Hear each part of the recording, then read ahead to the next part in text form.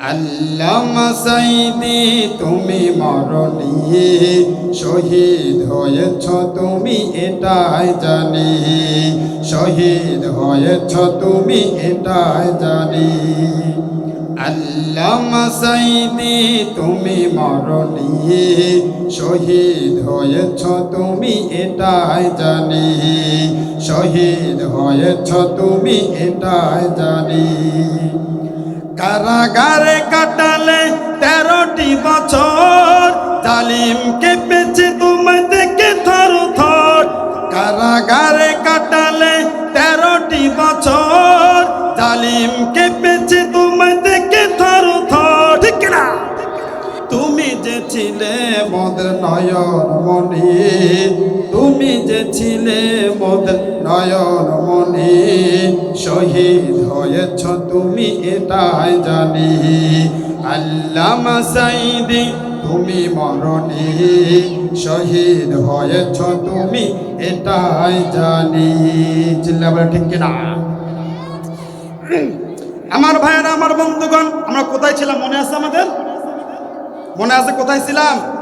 আব্দুল্লাহ ইবনে মুবারক ওই ব্যক্তিকে জিজ্ঞাসা করছেন, কেন তোমার জন্য জায়েজ আর আমার জন্য নাজায়েজ, এর ব্যাখ্যা তুমি আমাকে দাও। আমার ভাইয়েরা, আমার বন্ধুগণ, গভীর মনোযোগ দিয়ে শোনেন। আব্দুল্লাহ ইবনে মুবারক রাহিমাহুল্লাহ ওই ব্যক্তিকে জিজ্ঞাসা করলেন, ভাই এই গোশত তোমার জন্য জায়েজ আর আমার জন্য নাজায়েজ, এই ব্যাখ্যা তুমি যতক্ষণ পর্যন্ত না দিবে ততক্ষণ পর্যন্ত তোমার বাড়ি আমি ত্যাগ করব না। ওই লোকটি চোখের পানি ফেলে কাঁদছে আর বলছে, হুজুর আজকে 3টা দিন হয়ে গেল আমার বাড়ির চুলায় কোনো আগুন জ্বলে না। আল্লাহু আকবার।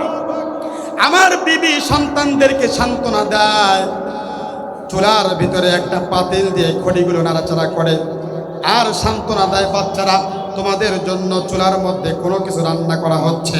আমার ভাইয়েরা, আমার বন্ধুগণ, ওই লোকটি কেঁদে কেঁদে বলে যে, হুজুর 3 দিন আগে আমি কাজে বের হয়েছিলাম, কোনো কাজ পাই নাই, কাজ থেকে আমি চলে আসছি। 2য় দিন গেলাম, কাজ পেলাম না। 3য় দিন গেলাম, তারপরও কাজ পেলাম না। আজকেও যখন আমি কাজ খুঁজতে গেলাম, আমি কাজ যখন পেলাম না, প্রতিমধ্যেই দেখতে পাই কে বা কারা যেন একটি মরা গরু মাঠের মধ্যে ফেলে চলে যাচ্ছে। আমি সাথে সাথে তারা চলে যাওয়ার পরে চামড়াগুলো খুলে কিছু পরিমাণ গোশত এনে আমার বিবিকে দিয়ে বলছে, এই গোশতগুলো রান্না করো। ওই লোকটি কেঁদে কেঁদে বলছে, হুজুর আজকে 3টা দিন হয়ে গেল আমার সন্তানরা মুখের ভিতরে কিছু দেয় না, আমার স্ত্রী মুখে কিছু দেয় না। এই জন্যই বললাম, আমি ভালো করেই জানি এই বাচ্চাটি আপনার সন্তান আর আপনার সাহেব